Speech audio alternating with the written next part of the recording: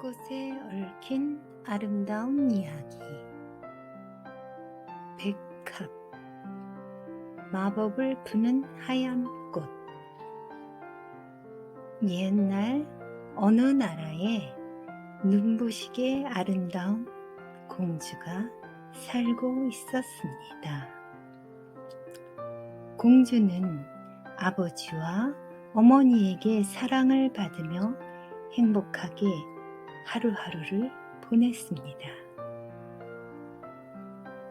그러던 어느 해에 어머니가 돌아가셔서 아버지는 두 번째 왕비를 맞아들였습니다.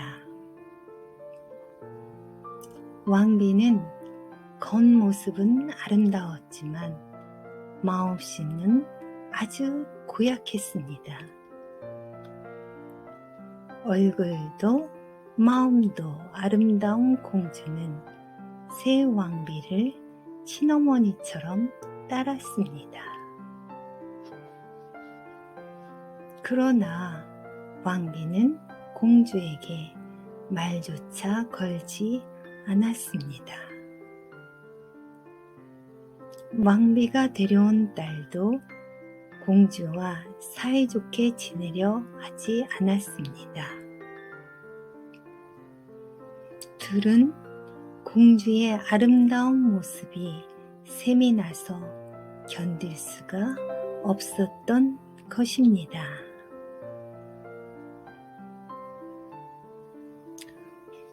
공주의 나이가 차자 청혼을 하는 젊은이가 계속해서 나타났습니다. 전 세계의 젊은 왕자들이 아름답고 마음씨 착한 공주를 아내로 맞이하고 싶어 했던 것입니다. 공주님은 그 중에 한 명을 선택하여 결혼했습니다. 임금님은 기뻐하며 3일 밤낮으로 성대한 축하연을 베풀었습니다. 성의 구석구석까지 꽃으로 장식되고 축하연에 초대된 사람들은 공주와 왕자를 진심으로 축복했습니다. 광장 한가운데에 나란히 서 있는 두 사람은 어떤 꽃보다도 싱싱하고 아름다웠습니다. 세상에서 가장 아름다운 부부야. 사람들은 기쁜 마음으로 속삭였습니다. 왕비와 그 딸도 축하연의 자리에 있었습니다. 둘 다 겉으로는 웃고 있었지만 속은 질투심으로 부글부글 끓고 있었습니다. 공주와 왕자의 행복이 샘이 났던 것입니다. 두고 보자. 곧 괴롭혀 줄 테니까. 왕비가 속으로 중얼거렸습니다. 세상에서 가장 불행하게 되어버려라. 공주와 같은 나이인데도 청혼한 사람이 없는 왕비의 딸도 저주를 퍼부었습니다. 공주와 왕자는 사이좋게 살았습니다. 그러나 왕비는 마법을 써서 왕자를 무시무시한 늑대로 바꾸어 버리리라고 마음먹고 틈틈이 기회를 노렸습니다. 왕자님은 언제나 마법을 막아주는 목걸이를 몸에 지니고 있었습니다. 목걸이를 하고 있는 한 왕비의 마법은 소용이 없었습니다. 어느 날 왕자는 혼자서 사냥을 하러 갔습니다. 왕비는 몰래 뒤를 따라가서 왕자를 감시했습니다.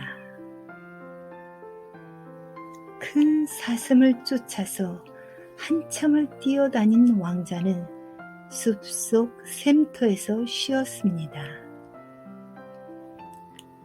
샘물이 너무나 투명하고 시원해 보여서 땀투성이었던 왕자는 옷을 모두 벗고 물속으로 뛰어들었습니다. 수영에 열중하는 사이에 목걸이가 빠져 물속에 가라앉았습니다.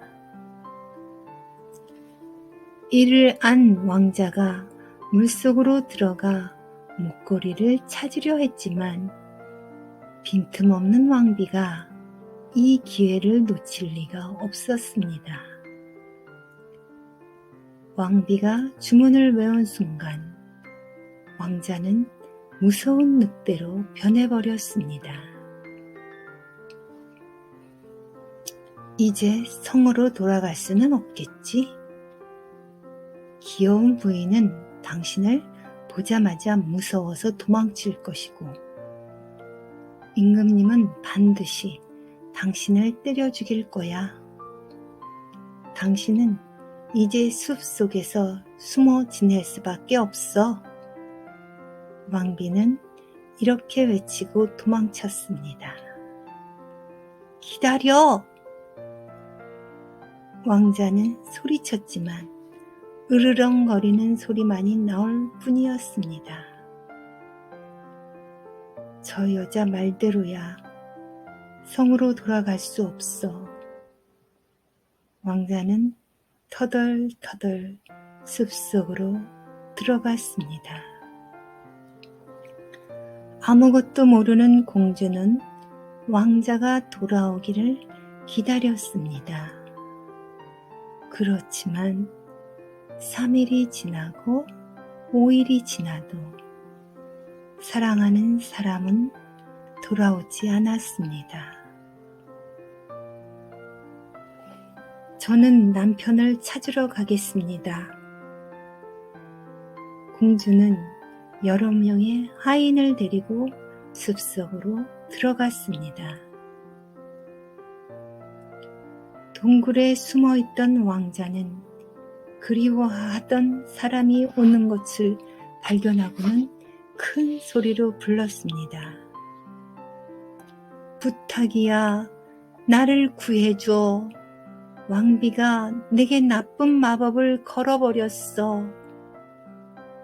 왕자는 너무 기뻐서 자신이 늑대가 된 사실을 잊어버리고 동굴에서 뛰쳐나왔습니다.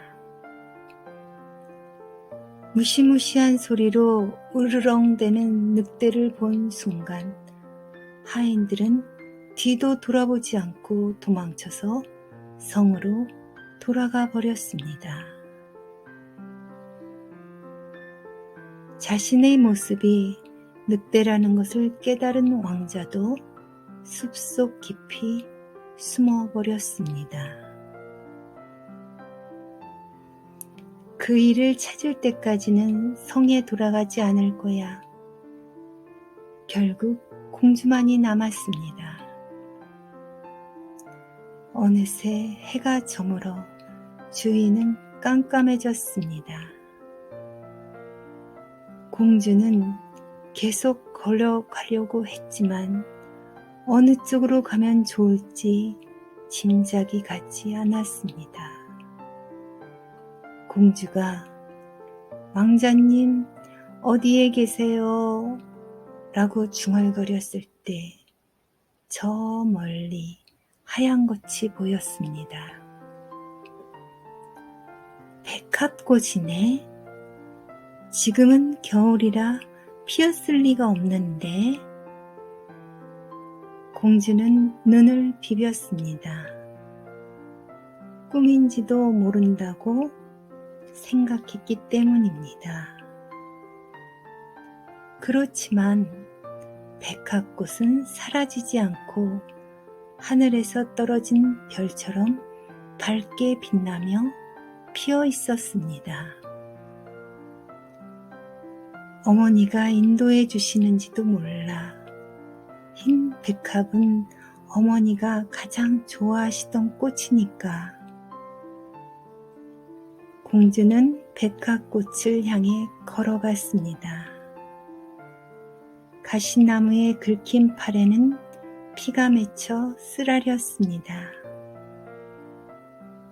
그래도 공주는 멈추지 않았습니다. 하얀 백합은 점점 봉오리를 피우며 아름다워졌습니다. 꽃잎은 비단처럼 매끄러웠고 향기로운 꽃 향기가 숲 전체에 퍼졌습니다. 숲 가장자리의 높은 바위산 위에서 백합은 더 이상 움직이지 않았습니다. 공주는 온몸에 상처를 입고서도 바위산에 올라가 백합꽃을 손에 쥐었습니다. 겨우 나를 찾아주었군. 공주가 꽃을 뽑는 순간 땅 속에서 나타난 것은 새끼손가락 크기 정도의 작은 할아버지였습니다. 아주 오랫동안 땅속 깊이 갇혀 있었지. 나를 구해 주었으니 보답을 해야겠어. 무엇을 갖고 싶지? 할아버지의 말에 공주는 대답했습니다. 저는 사랑하는 사람을 찾고 있습니다. 어디에 있는지 가르쳐 주세요. 그런 것쯤이야. 할아버지는 빙긋 웃으며 말했습니다. 우선은 불을 피워요. 활활 불을 피워서 저기에 있는 항아리를 데워요. 할아버지가 가리킨 곳에는 낡은 항아리가 있었는데 그 안에는 새까만 타르가 들어 있었습니다. 공주는 할아버지가 말한 대로 했습니다. 불을 피우고 타르가 들어있는 항아리를 데웠습니다. 활활 타오르는 불로 타르는 부글부글 끓어올랐습니다. 백합꽃을 타르 속에 넣어요. 할아버지의 말에 공주는 망설였습니다. 희고 아름다운 백합꽃을 펄펄 끓는 까만 타르 속에 집어넣을 수는 없다고 생각했기 때문입니다. 용기를 내시게. 사랑하는 사람을 만나고 싶다면 할아버지가 용기를 북돋워 주었습니다. 공주는 눈을 감고 백합꽃을 항아리에 집어넣었습니다. 지직 하는 소리를 내며 흰 꽃잎이 새까맣게 타자 숲을 뒤흔들 정도로 큰 신음소리가 들렸습니다. 회색 털을 곤두세운 늑대가 뛰쳐나온 것입니다. 늑대에게 타르를 뒤집어 씌워 빨리! 할아버지가 소리쳤습니다. 공주는 무서워서 벌벌 떨면서 늑대에게 끓는 타르를 끼얹었습니다. 회색 털이 타면서 지독한 냄새가 났습니다. 늑대의 털이 완전히 타서 부스러져 떨어지는 것을 보고 공주는 멍하니 서 있었습니다. 무시무시한 털가죽 속에서 나타난 것은 바로 그리운 왕자였던 것입니다.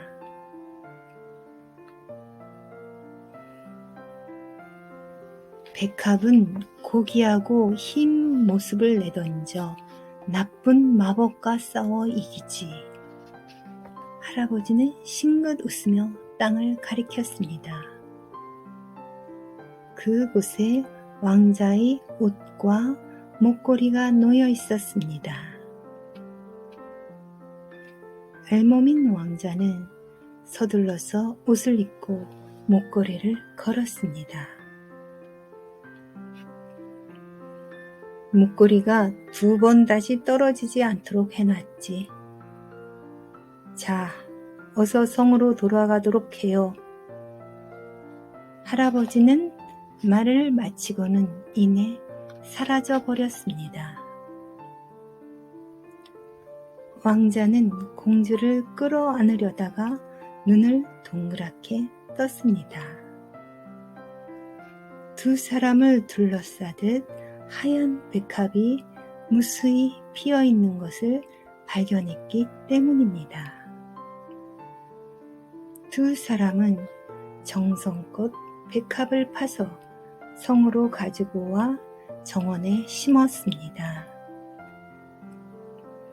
백합은 차례차례 봉우리를 맺고 꽃을 피워 향기를 퍼뜨렸습니다. 하얀 백합의 마지막 꽃이 피고 졌을 때 성 안에서 무시무시한 소리가 들렸습니다. 왕비와 그 딸이 늑대가 되어버린 것입니다. 정원의 백합은 매년 아름답게 피었습니다. 공주와 왕자는 행복하게 살았습니다. 그렇지만 늑대가 된 왕비와 그 딸은 일생 동안 숲속에 숨어 있을 수밖에 없었습니다.